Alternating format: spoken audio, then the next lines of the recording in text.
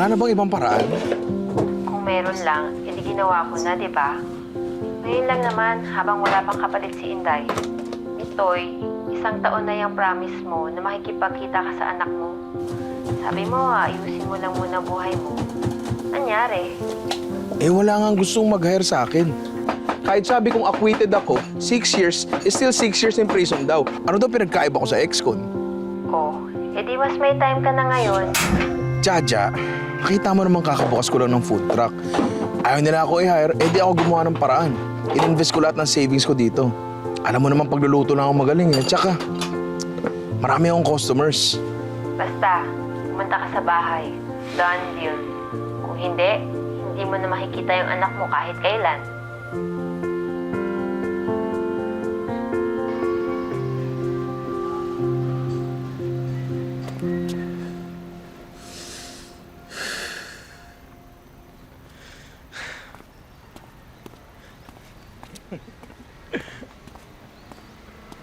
Salamat naman.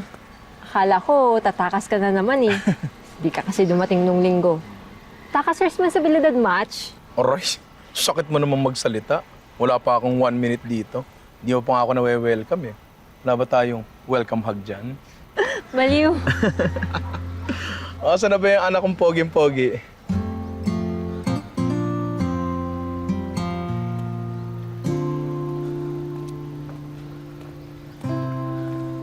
Anak, lalo kang pumapogi. Kung di tayo nagkita ah.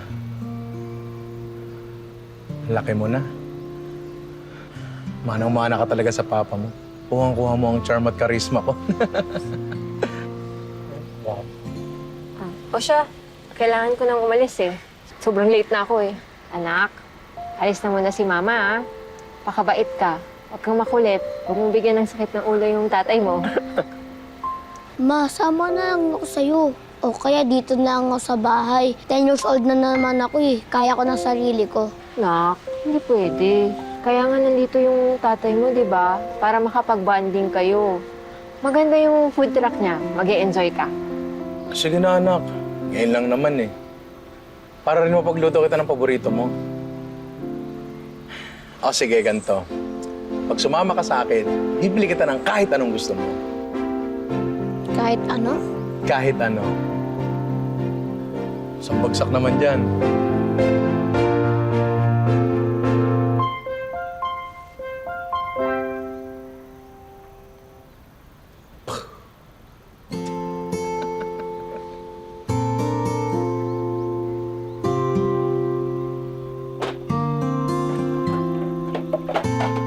Goodbye, 2.5. Oo, skateboard yung binili ko.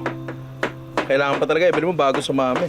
Manang-mana talaga sa'yo anak mo. Parang na-scam nga ako eh. Sino kayo nakulong dahil ng scam? Hoy, hoy. Sorry, wrong joke. O, kamusta na siya? Ayun, tigas pa rin. Good luck. Diyos ko, bulalo nga kaya akong palambutin eh. Siya pa kaya? Basta tawagan mo ako pag may problema, ha? Yes po, ma'am.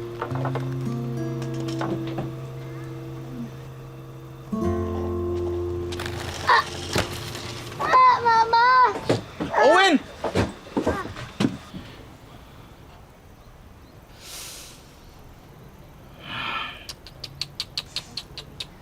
Sakit na? Ay, Diyos ko.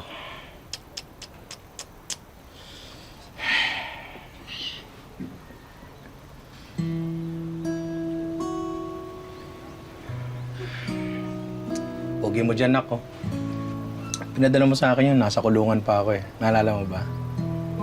Tinago niyo po pala yan? Siyempre. Yung dahilan ba't ako bumabangon araw-araw.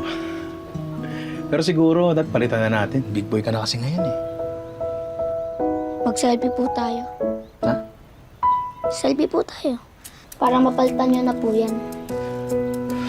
Teka lang, susuklay muna ako. Para pumantay naman ako sa kapugian mo. Ayan, game.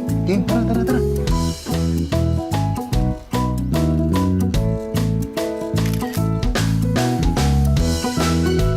Yan. Yan, pogi mo Anak, palitan natin yan.